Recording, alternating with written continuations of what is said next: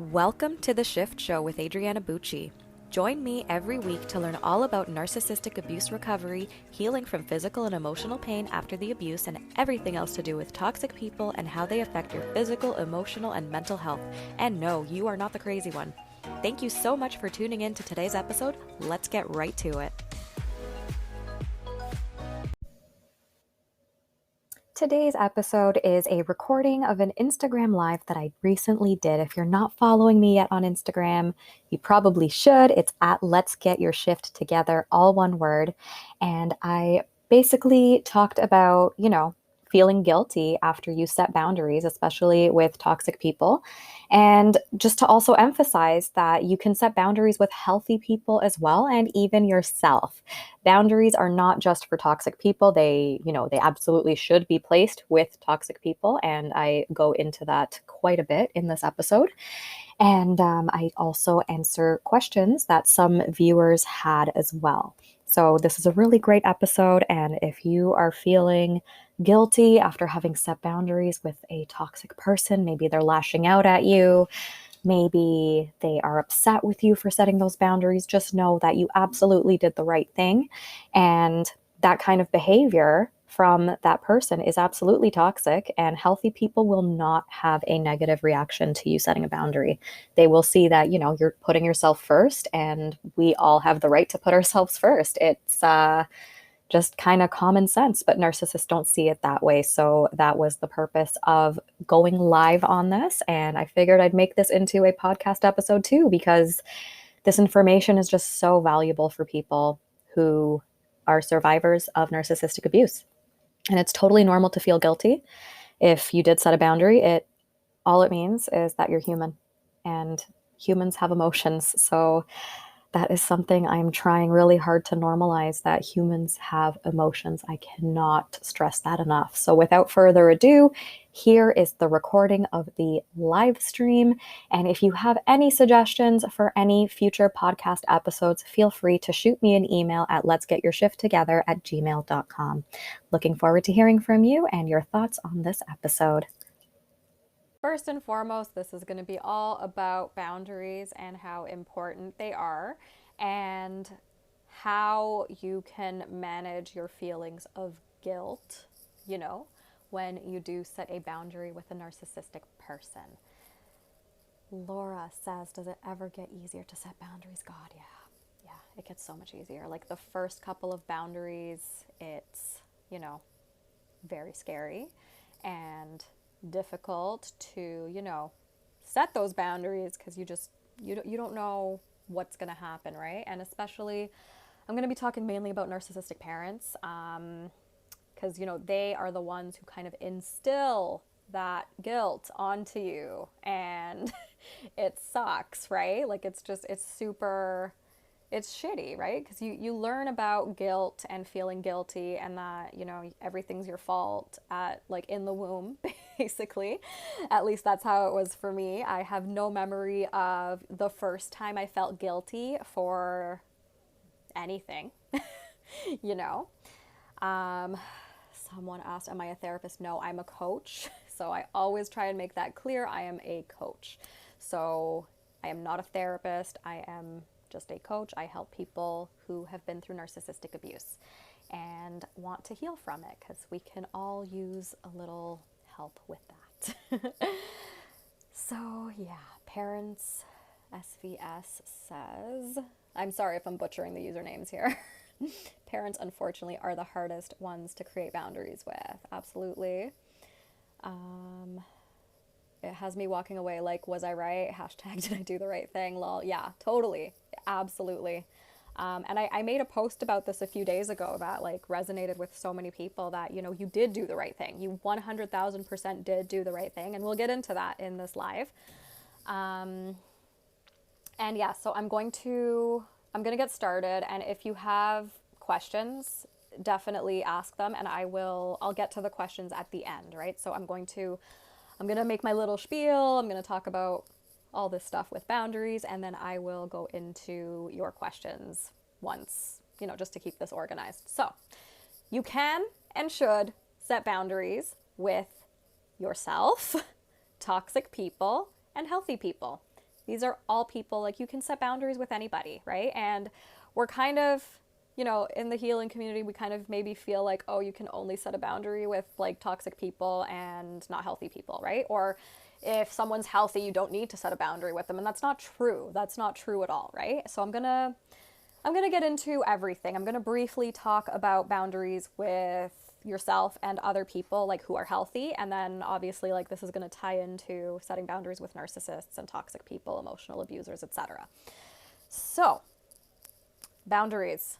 Why? Because something's not working, right? If something isn't working, maybe you're overdoing something. Maybe your body is telling you to chill out and, you're doing too much. You're going above and beyond for people that you shouldn't be doing that for, or just in general, like, you just don't need to go above and beyond. Like, it's too much. Maybe you're doing too much. Maybe you're like a workaholic. Maybe, you're always up for hanging out with your friends. So anytime somebody asks you to hang out, you're there, right? You're Miss Dependable, Mr. Dependable, whatever, right?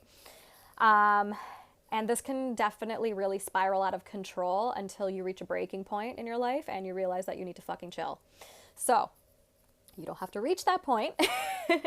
You can do it before you reach that point, right? Like they say, like, you don't need to get out of the flood when the water's at your neck. Like, get out of the flood when the water's at your feet, right? So if you're not at that point where your body's starting to shut down and whatever, you can still set boundaries and you can still do the work, and it's going to actually be better. And another thing that I wanted to mention is that your body might actually force you to set boundaries. So for example, chronic pain, right? For me, my whole thing that led me here was chronic pain. And I think I should probably do a live just specifically on chronic pain and repressed emotions and why this is all connected. And I feel like I talk about this in every live, but I'm going to talk about it again because that's what I do, because that's what led me here. Chronic pain is literally the reason I am here, like, educating people, helping people, and being a coach.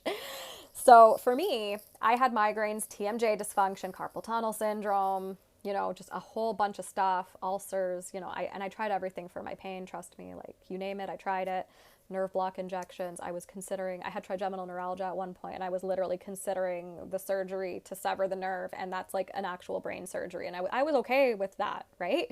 But luckily, the Canadian healthcare system's so slow that I figured out the mind-body connection well before I would have gone to that specialist. So that's good. And, sometimes your body, like, literally creates this pain for you so that you don't go and do the thing that you wanted to do, right? So if you were supposed to go out with a bunch of people and then you have a migraine and you can't make it anymore, that could be your body screaming at you, right? Especially if it's like a chronic pain situation. So again, chronic pain would be something that lasts more than 6 months. You've been to your doctor. They've determined that nothing's life-threateningly wrong with you. If you do get a random something and you have no history of chronic pain, you should probably see a doctor.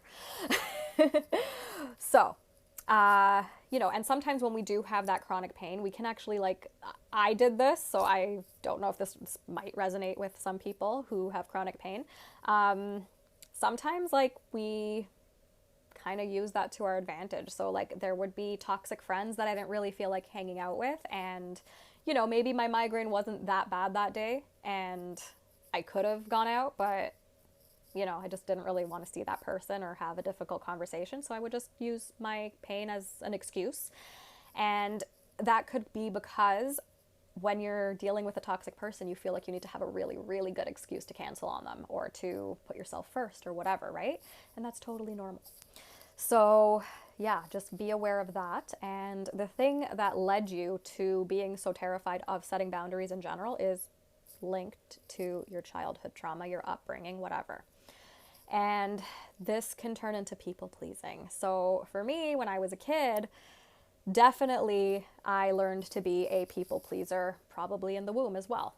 And it happened because I was raised by a narcissistic mother, and her feelings mattered more than mine. So I would push all my stuff down, not care about it, not care about how I felt, whatever. And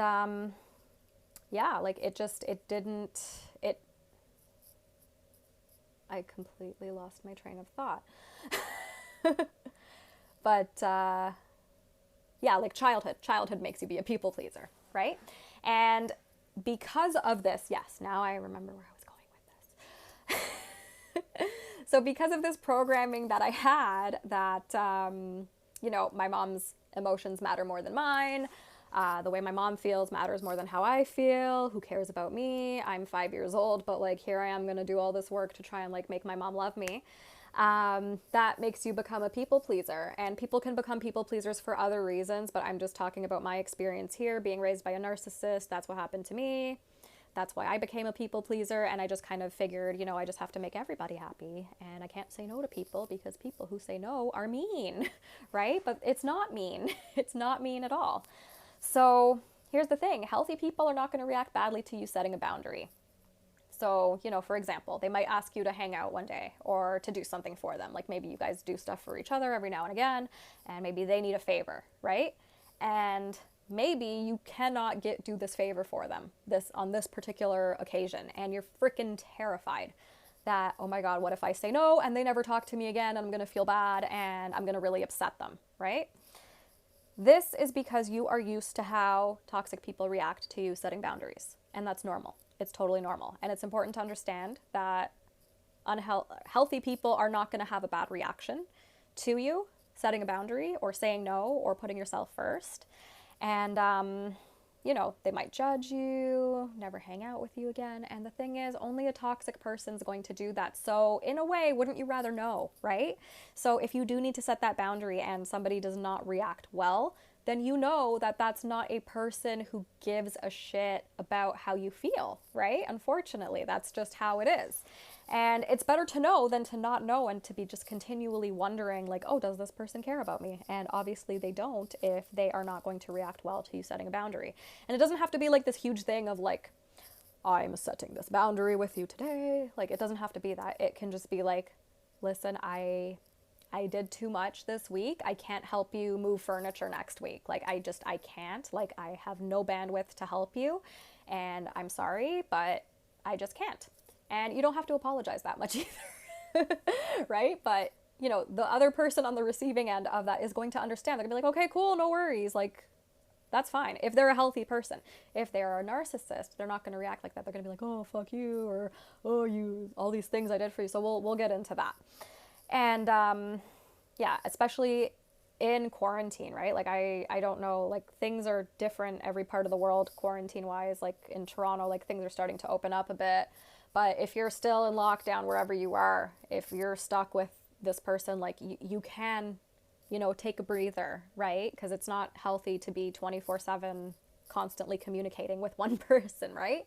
So take a walk by yourself, go to the store by yourself, or like whatever. You can do things by yourself, or go to a different room and just, do some meditating, do some journaling, whatever it is that you need to do by yourself, you can do that. And it's good to do things by yourself, right? Because when we're constantly with people, that's another way to like suppress emotions, because we're just constantly distracted, constantly thinking of other people and stuff like that.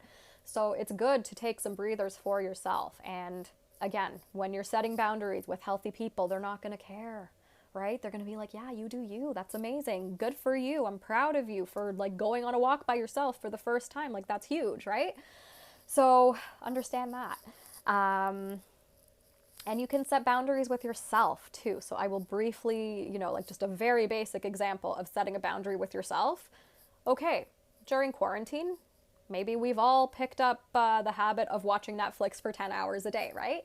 Maybe you can set a boundary with yourself of, I'm only going to do 1 hour today. I'm going to set a timer, and then I'm going to go for a walk after that, right? Or whatever, like something else that's a little bit healthier than sitting down watching Netflix for the whole day.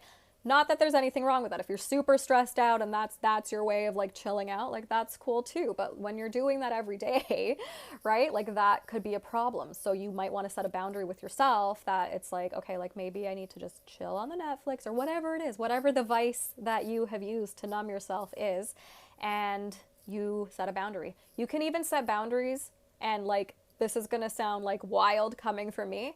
You can set boundaries with yourself on doing the work. Okay? Because when we first learn about doing the work, right? And like, I tell my clients, start with 20 minutes twice a day of journaling, right? And this is rage journaling, which I've explained in previous lives. So, just go refer to those because I don't want to spend like an hour talking about how to journal. But basically, there have been some clients who they want to put 5 hours a day into journaling or doing the work or feeling their emotions or whatever it is, right? And the thing is, like, you don't want to do that. You don't want to do that. And you can absolutely set boundaries with yourself when it comes to that, right? And this doesn't mean do nothing, like don't do the work at all, because you're not going to get anywhere if you don't do any work, but don't do all the work in one day, because you can't. You absolutely can't. You cannot solve your life overnight. So that's another boundary you could set with yourself, because if you do spend 5 hours a day trying to heal, you could probably re-traumatize yourself, and that's not going to go well. So set boundaries with yourself on that. Like whatever it is that is taking over your life, right? Or whatever it is that like you're fixating on, like you can set boundaries with that as well with yourself. And it doesn't mean that you're toxic. And it doesn't mean that another person is toxic if they're a healthy person. You need to set a boundary with them. Like that's totally cool too. So we will talk about now why it's so hard to set a boundary with a narcissistic person. So the reasons that it's so bad is, or not bad, but so hard, right? Like just to come up with the strength or whatever to like do it, like the balls to set this boundary, is because they're going to react really badly, especially if you're used to it, right? So if you've been raised by a narcissist and you tried to set a boundary with them, they're not going to react well. And you're bracing yourself. You're going into fight or flight mode. You're compressing your body. It's like, you want to like make yourself smaller and like, you hope they don't misunderstand you. And the thing is, they're committed to misunderstanding you. Like they're not going to give a flying fuck about where you're coming from, right? And the wrath of the narcissist is fucked. Like they can get so angry. They will probably try and guilt trip you. They're going to get mad at you. And they might throw shit into your face. So with narcissistic parents, right? I brought you into this world. And it's like, okay, well, when did I knock on your fucking door before I was born and say, like, you're giving birth to me, right? Like, we didn't ask for this life and you're trying to throw that in my face. Okay. I made so many sacrifices. I made sure you always had a roof over your head and food to eat. You're ungrateful. And when I die, that's like the famous line that my mom would say to me of when I die. And she actually did die last month. So I can tell you from experience that I don't regret setting boundaries with her. I don't regret going low contact, going no contact. I have no regrets whatsoever of that, right? Just because she passed away now, it doesn't mean that, I regret it. Because, like, I don't. I don't. And that's okay to not regret it. And I will probably go more into that topic in the very near future, because when I filmed this, just before I started filming this again, before it started raining, 2 people actually commented that they're actually going through like the death of their narcissistic parent right now. And yeah, honestly, I can tell you straight up that no regrets at all. And like, I'm not thrilled, obviously, right? There was definitely a lot of inner child stuff that came up, a lot. But had I not done the work before this happened, oh my God, I would be like a total mess probably, right? So it is important to do the work wherever you're at right now, whatever stage you're in your healing journey. Do something, start somewhere, because life is extremely unpredictable, okay? And when my mom died, I was not expecting it, right? She was 76, so I mean, kind of older, but like for my family, that's kind of young to die, because like my grandparents died in their late 80s. And like, there's no like really crazy health conditions or anything, right? So it was an interesting thing to go through. She kind of had a heart attack behind the wheel and was loose. Like the police found her pulled over, and she was lucid enough to give them my number. So that's why I even knew about any of this happening. So, and I was the only next of kin, because she managed to alienate the rest of the family. So I had to like, make the medical decisions and whatnot. But yeah, she was end of life after 2 weeks of being in the hospital, and then spent like 7 weeks being at end of life. So it was a little stressful. And I wasn't expecting it to happen for another 10 years or so, to be honest, because again, she was only 76. So I expected this to happen in her 80s. So yeah, life is very unpredictable. So if I waited a year to do the work, oh my God, right? And then this happens, because life continues to happen whether you like it or not, right? So if I did not do any of the work, first of all, this page wouldn't exist. I wouldn't be here talking to you guys, helping anybody. I wouldn't have, clients that I work with every single day who are healing from narcissistic abuse, who are healing from chronic pain, healing from emotional abuse, all that. Things would be a lot different if I chose to just not bother doing the work at all. So start somewhere, start small, baby steps. Baby steps. This is how you do the work in baby steps. You don't solve your life overnight. So, because, back to the topic, because narcissists react so badly and they try to throw all that shit in your face of like, oh, when I die, whatever, you might feel guilty, and you probably will feel guilty. And the reason that you feel guilty is because you're a human.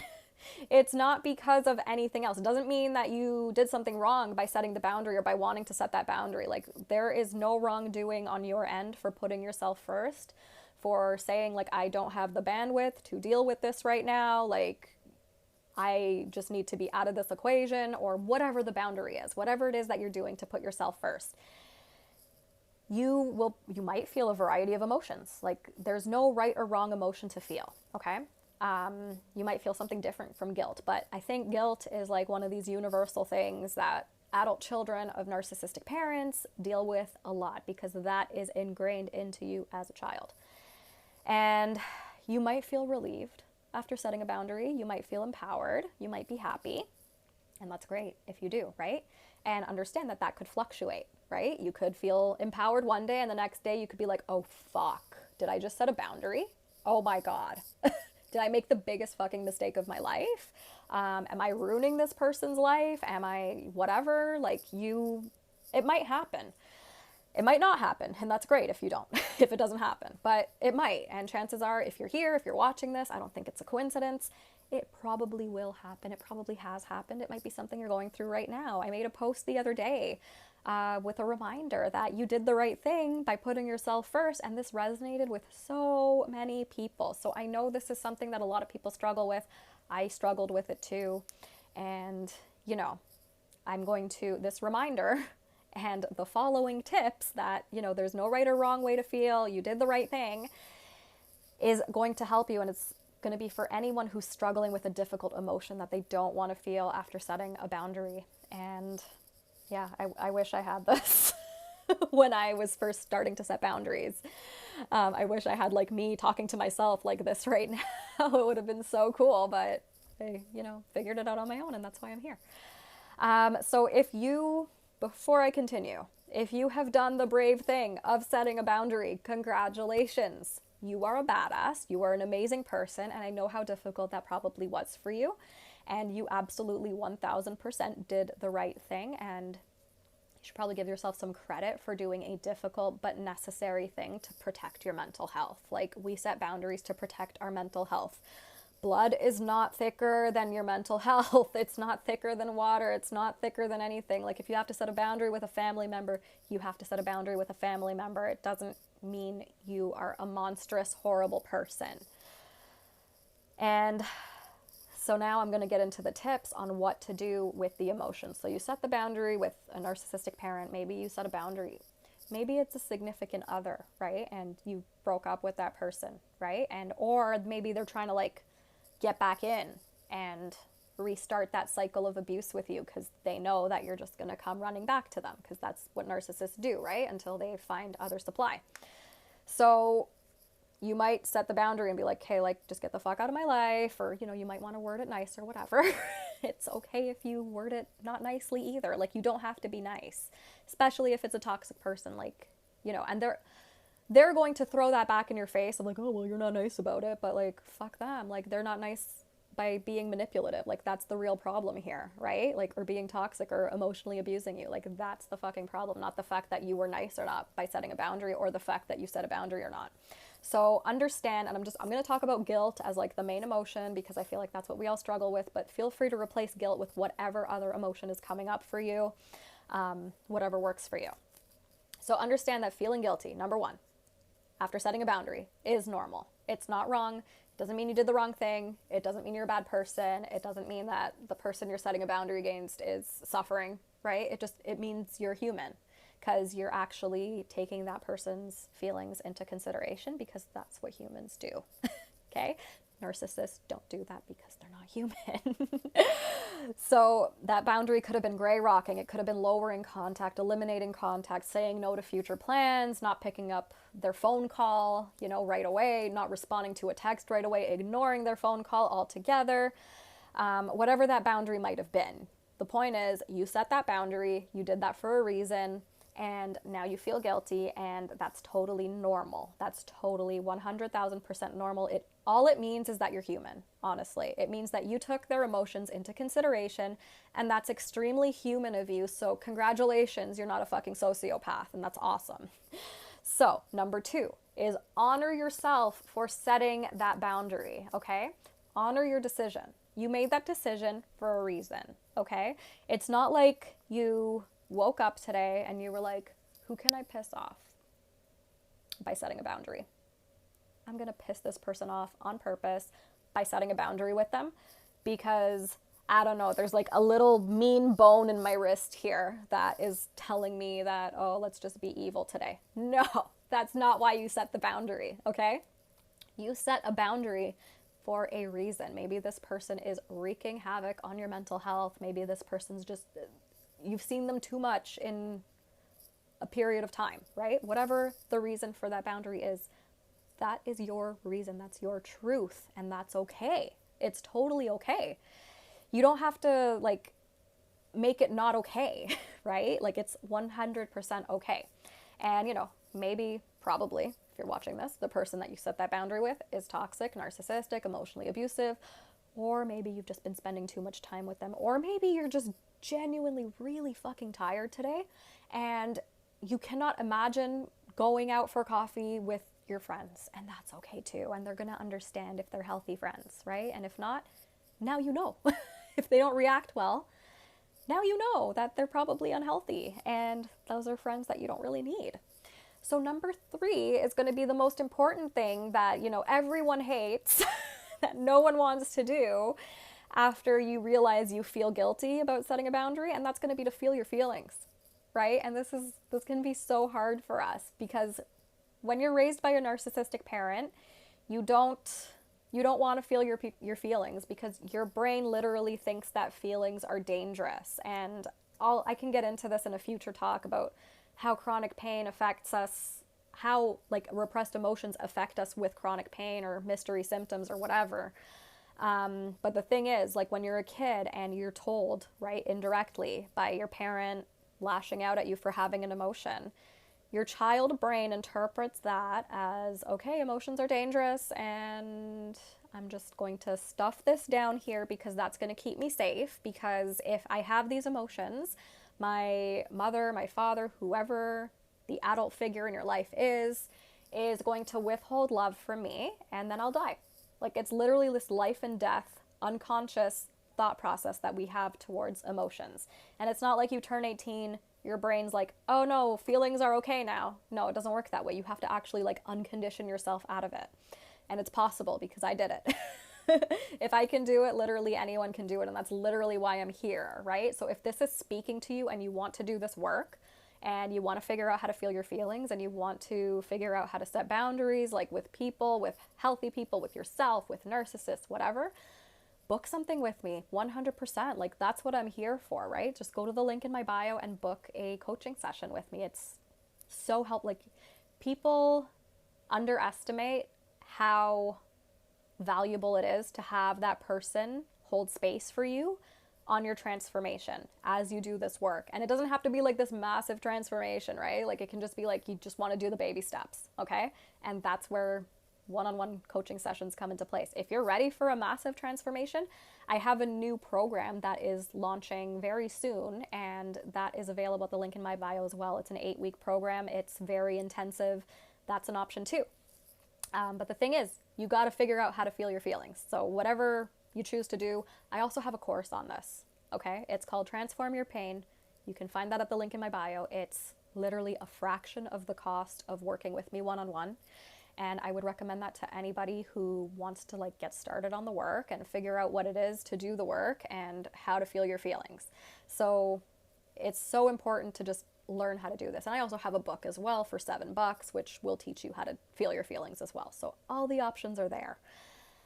So a great way to feel your feelings is to journal, right? And I don't mean dear diary, this happened today. I mean journal with no censor, no filter, like as if you're talking to your best friend or something, right? And you can say anything that's on your mind. And the thing is, thoughts are not real. And what is the feeling of guilt trying to say to you, right? So if guilt could talk, what would it say? That's what you're going to journal about. And you set a timer for 20 minutes. As soon as that timer is up, you destroy that paper or you delete the document, however it is that you're journaling, right? Because it's not stuff that you need to revisit. It's a vehicle for getting some emotions out into the open. It's coming up to come out. So that's what journaling is all about. It's not like this lame, you have to buy a fancy notebook and like a special pen. Like, no, like it's none of that. It's very, very straightforward and a lot less complicated than that. But we resist doing this because it's scary, right? Straight up, it's scary.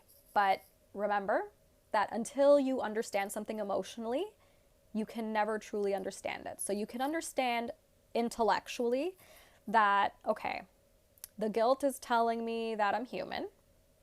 You can totally understand that. The guilt is telling me that I put these people's needs, you know, their feelings into consideration, and this is why I feel guilty, and that makes me human. And you can totally understand that intellectually, but until you actually emotionally feel through it, you're not going to truly get it, because that little feeling of guilt is going to still linger and it's going to poke you at the most inconvenient of times. You know, you're going to get triggered by something and then it's going to be like, oh shit, like what if they die, right? Like it's going to just become this whole thing. And then the first instinct is to just push that back again. But until you actually allow yourself to sit with that feeling and, you know, allow yourself to go into it, you're not going to get anywhere. So step number 4 is to sit with the feeling, right? So you feel the feelings and then you sit with that feeling that you're feeling, right? And I know this sounds kind of weird, but like you have to actually understand where your feelings are, like it doesn't matter where they're coming from, just understand that they're there and they just want you to witness them and give them that acknowledgement. That's all that feelings want you to do. That's all the emotions want you to do. So, you know, triggers are not something you have to run away from. It's, you get triggered. What's this trigger trying to tell me? Right? And it can take a lot to get to that point where you're like, oh, okay, I can get triggered and ask it what it's trying to tell me. And that's okay. If you're not there yet, you're not there yet. Right? And that's okay. Right? If you want to learn how to get there, like you can totally get there, and it's all going to be trying to like learn how to feel your emotions. So again, there's many options on working with me on how to do the emotional work. Everything's at the link in my bio. I would encourage you to definitely, if this is something you really want to go in depth in, book something with me or apply for my new 8-week program. Everything's at the link in my bio, and if you have any questions, feel free to reach out in the DMs. So when you sit with the feeling, it's important to remember that emotions are physical. They are felt in your body. And this is something that I didn't understand for the longest time, because when you're a kid, like you just don't want to be in your body, right? Because like when you're going through that trauma, and emotional abuse is trauma, right? Society doesn't think so. Society just thinks like, oh, it's only the children in Syria who are experiencing trauma. It's not the case. You know, obviously they are, right? Like extreme violence, it's a given. It's an absolute given. Extreme violence, physical abuse, sexual abuse, that's all absolutely trauma. But society tends to not see emotional abuse as trauma either, because you can't see it, I guess. Because maybe people are just too uncomfortable talking about feelings as well. So just be aware of that. And anytime you try to second guess yourself that like, oh, did I really go through trauma? Like, did I get emotionally abused as a kid? Yeah, you probably did. You probably did. And you don't need to justify that. Like, it's not, trauma's not a pissing contest, right? It's not like, oh, this person had worse trauma than me, so like what's my problem? No, like you still had trauma and you still deserve to heal from it. You still deserve to do something about it. And if you don't do anything about it, you go nowhere. You're going to stay exactly where you're at. So either you want to do something about it or you don't. And this is where figuring out that your emotions are physical comes into play. So you might feel an emotion somewhere in your body, and this can sound really scary, but it's not that scary once you do it, right? It's that resistance towards feeling it is worse than actually feeling it, because you can hype it up in your mind so much and just make these mental narratives, these stories about like, oh shit, like if I feel this feeling, it's going to be permanent. It's never going to go away. I'm going to die, or this is how I'm going to feel for like my entire life. But here's the thing, like good feelings like happiness, empowerment, joy, excitedness, like those don't last forever, right? And I'm sure you've experienced those feelings as well, and you've noticed that they are very short-lived. So are the bad feelings. I promise you. I promise you. Like the amount of time that an emotion takes to move through you, there's no discrimination, whether it's a happy feeling or a not great feeling. It's the more you embody that feeling, allow yourself to feel it, really notice where it is in your body, the faster it's going to go away. And it is going to go away. I promise you it is. It doesn't feel like it in the moment, but a good thing to do is to just put a reminder somewhere, like put your phone background, like it is safe to feel my feelings, or, you know, emotions are not dangerous, or whatever wording makes sense for you. Make it your phone background, something that you look at often. Put a sticky note beside your journal, just to remind yourself that it's okay to do this work and I can actually sit with the feeling and feel the sensation in my body. You might have a sharp pain when you feel the emotion. It could be a weird feeling in your stomach. It could be your heart racing. It could be the hair on your neck raising. Your breath could get shallow. There could be a surge of heat in your body, tense muscles, anything really, but like just pay attention to how it feels, right? And just be aware of it. You don't have to do anything about it. Just be aware. Like, okay, I feel guilty right now and I feel it in my stomach. Okay, right? It's not like, oh my God, I feel guilty. I feel it in my stomach. Am I going to puke? Is horrible things going to happen to me? Did I make a mistake, right? Like, just accept the feeling. Like, I feel guilty. I feel it in my stomach. And that's okay. I'm just going to sit with it. And that's fine, right?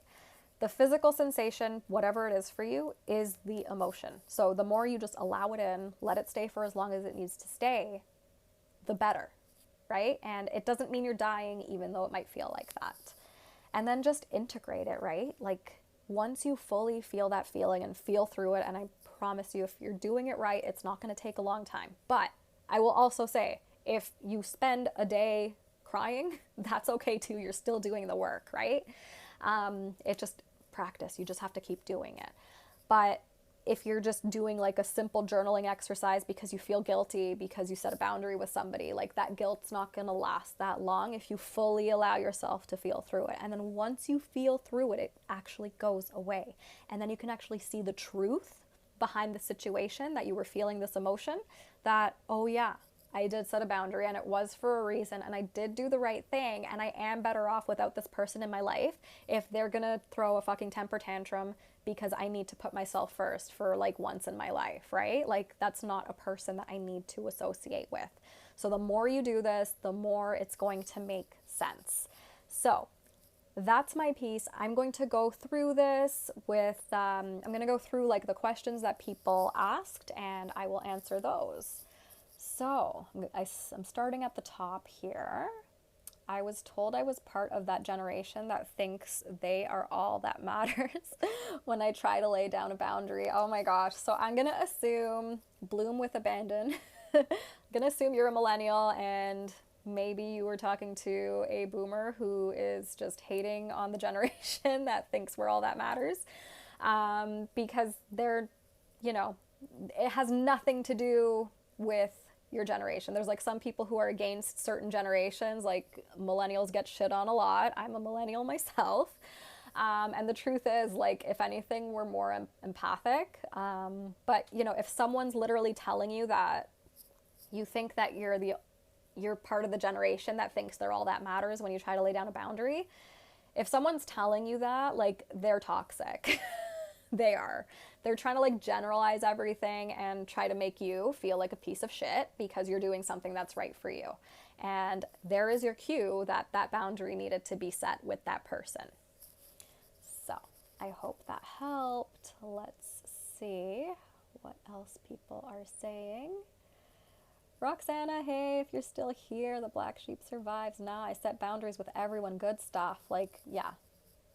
I set boundaries with my dogs. Me too. I had to set a boundary with my dog earlier. I did this live early, like right before I did this live. I tried to do it on my balcony, but then it started raining like crazy. But like I had my dog and he was being such a shithead. So I was like, okay, I have to put him inside and my husband's going to have to deal with him. And this is my boundary with my dog. So I get it. Like you can totally set boundaries with your dog. SVS, how do you engage intimately while setting boundaries? So that is a bigger conversation, I think, but you can definitely, I'll be general about it. You can definitely have intimacy with somebody while setting boundaries. Like you don't have to, like, okay, if you're, okay, me and my husband, for example, okay, like we live in a fairly small apartment, like 600 square feet, because that's Toronto for you. And we're around each other a lot, right? But like, it doesn't mean we have to, okay? So if I want to, like, we make it a non-issue because we do set boundaries with each other, and that's good, because you should absolutely set boundaries with healthy people in your life, especially like, you know, people that you're in an intimate partnership with. You know, like I'll go do stuff by myself. He goes, hangs out with his friends. I hang out with my friends. And then like we trust each other that like we come home to each other and we're all good, right? You can absolutely engage with people intimately while setting boundaries. Because like just because you're with someone, it doesn't mean you have to be with that person 24/7, 365, right? Like you can do stuff that you want to do. You can go to another room, right? You can take a breather. You can, you know, like we have very different interests. Like my husband's very into cars. Like I don't watch car videos with him. I don't, you know, go to car stuff with him, car shows when, you know, going out was a thing. Uh, or car meetups or whatever it is. Like it's just, we have separate interests and that's totally okay. Like there's nothing wrong with that. So, you know, we set boundaries on that because like he's not going to come with me to get my nails done, you know, like that's not something that interests him. I'm not going to go with him when his friends are out with their cars. Like that's just how it is. So you have to like, you know, make those boundaries and stick to them. And yeah, I hope that answered that. Roxana, hey. Exactly. Healthy people are good with boundaries. It's so validating when a boundary actually works. It's so awesome. It is awesome. It's 100% awesome. Yeah, I agree. Ron says, Netflix does need an optional, is that a timer? Well, yeah, it does. But you know what? If Netflix doesn't have the timer, make your own timer, right? Your phone has a timer on it. And you can make that choice to only binge watch for 1 hour, maybe 2 hours if you have literally nothing better to do. But, you know, you got to set those boundaries.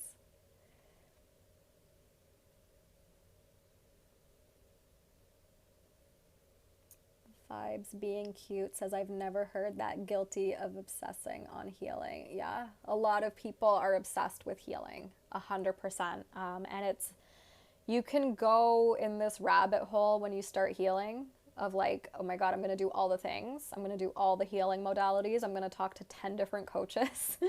And that's something that you got to set a boundary with yourself too. Cause like you could really go down a rabbit hole. Like, you know, it's not uncommon for people that I work with where it's like I'm like the fifth coach that they reach out to, right? Or, you know, they're working with like 3 other coaches too. And it's like, that's totally cool, like if that's what you want to do. But is that coming from a place of like you're obsessed with healing? Or, you know, like, are you really getting the help that you need, right? Because you have to, you can't spend every waking moment of your life thinking about healing, right? Because then you're not really living your life. But doing the healing work is going to help you live your life, but like set limits on that as well.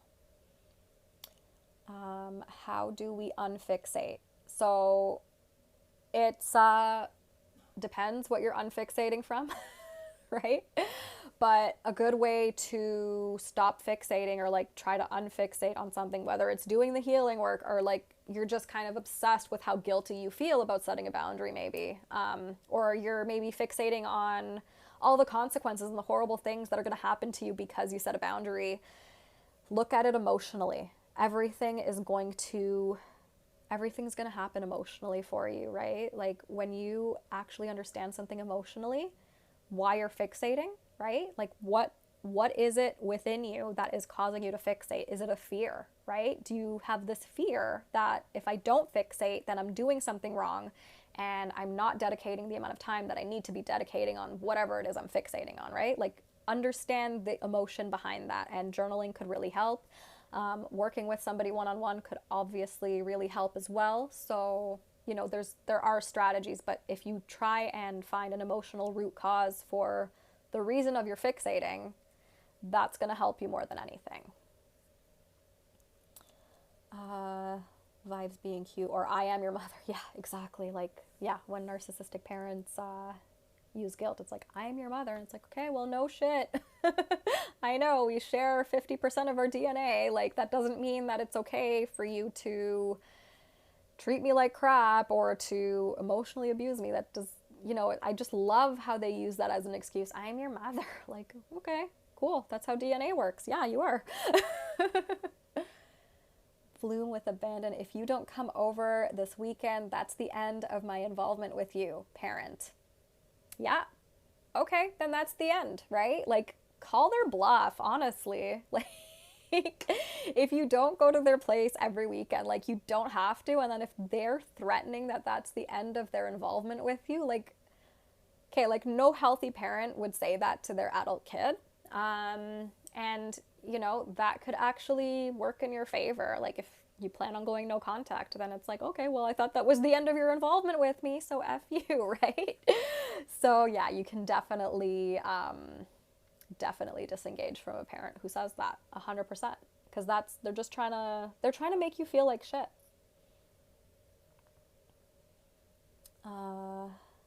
Vibes being cute. My condolences, even though it's complicated. Thank you. I appreciate it. I can't go no contact.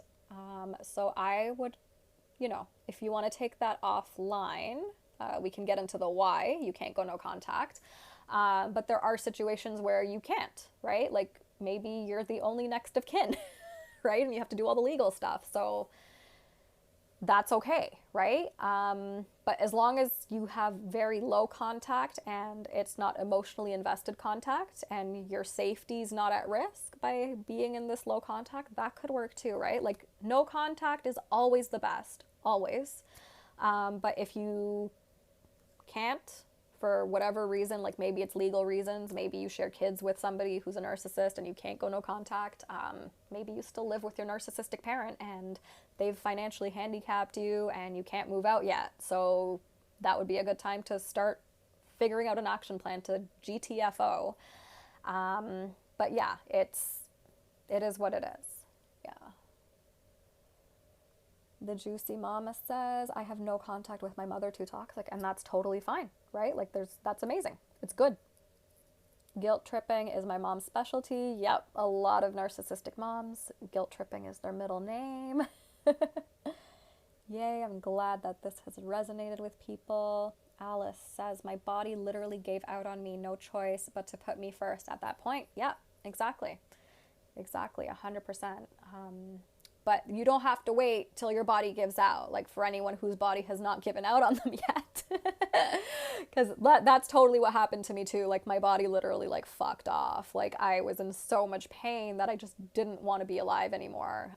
So my body pretty much gave out on me too, and I had to do something about it. But you don't have to reach that point. You really don't have to. But if you have, I hope you're doing the work.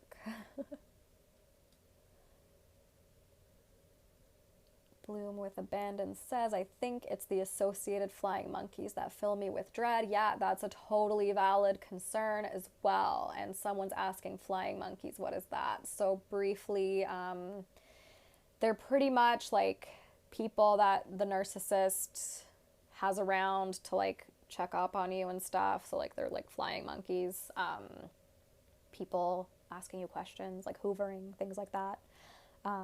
Oh, why didn't you go visit your mom that weekend? You know, like shit like that. And it's like the narcissist probably directs them to ask you those questions. And yeah, that's something that is so normal to dread. So normal to dread that, because it's like you don't want to deal with like what other people have to say, and a lot of the times we do care what other people think, right? And that's another thing. That's another sign that you should probably do the work if you care what other people think, because doing this work is all about figuring out how to live life on your own terms, right? And you only have one life. Life is very unpredictable. Life can be short. So start doing the work now so that you can start living whatever time you have left, like on your own terms, without giving a flying fuck what other people think, without caring about what the flying monkeys think and all that kind of shit. Because there's more to life than narcissistic abuse and dealing with a narcissist and whatever. Like, they've already fucked up your life to some extent. At some point, take the power back in your hands and be like, fuck this. I have no idea what the fuck I'm doing, but I'm willing to try. I'm willing to do something to live my life differently, because, you know, if there is a possibility that I could live my life on my own terms, unbothered by what other people think, you should probably try to do it. Ron says, thank you so much. By the way, you're amazing. Thank you so much. Thanks for watching this. Susie asks, how to deal with the silent treatment by a narcissist. So that's a good question, right? So ask yourself how you feel about the fact that they're giving you the silent treatment, right? So they're doing that to punish you, right? There's a difference between going no contact and the silent treatment. So a narcissist will give you the silent treatment to punish you, because they know that they're going to get supply that way. Even though they're not communicating with you, they know that it's bothering you that they're giving you the silent treatment. So they think that this is a punishment. And if it's bothering you, then their intentions are pretty much working, right? So this is when you can actually do some self-inquiry, go within, and ask yourself, how do I feel about the fact that the narcissist is giving me the silent treatment right now? Do I feel abandoned? Do I feel, you know, fear, guilt, shame, whatever it is, right? Just ask yourself how exactly it is that you feel. Notice how your body feels. Notice where your body's contracting and feel into that, right? So a great way is to journal. Like I mentioned earlier, journaling about your feelings, because you don't know what's going to come out of that journal entry, right? And I can't tell you what's going to come out of that. That's all self-inquiry stuff. So what comes out of my journaling is going to be different from what comes out of your journaling. And again, you destroy the paper after you're done journaling. So you can write with no censor whatsoever at all. And thoughts are not real. So you're not manifesting anything by saying like, oh, this pisses me off that I'm getting the silent treatment from the narcissist. I could stab them in the face. Doesn't mean you're going to do it. Doesn't mean you're going to do it. Just means you're angry about it. And that's okay, right? Because anger is another emotion that's human. Okay? So definitely allow yourself to feel it and feel however you feel about the silent treatment, and probably use that to your advantage to set a boundary with them. So if they're giving you the silent treatment and you go no contact at that same time, that's perfect. That is so fucking perfect. And, you know, just milk it, right? Hope that helped. Vibes Being Cute asks, do you think it's good to go no contact after a breakup? Yes. My boyfriend of 4 years recently broke up with me. We live together, but he's out of town now. I'm not texting, etc., other than to reply. Yeah, get the fuck out of there. Is he narcissistic? I mean, I'm assuming he is if you're here. But yeah, if you guys broke up, why do you still live together? And what are you replying to, right? Like, if you're broken up, there's nothing to say to each other than like, get your shit out of where we live by this date. Right? So definitely do something to not live with him anymore, especially if he's narcissistic. And yeah, absolutely, 100% go no contact with toxic exes, especially if you have no children together, like there's no reason not to go no contact, because honestly, they are going to continue the cycle of abuse for as long as you're in contact with them, even if you've broken up. So just be aware of that. Get the fuck out of there.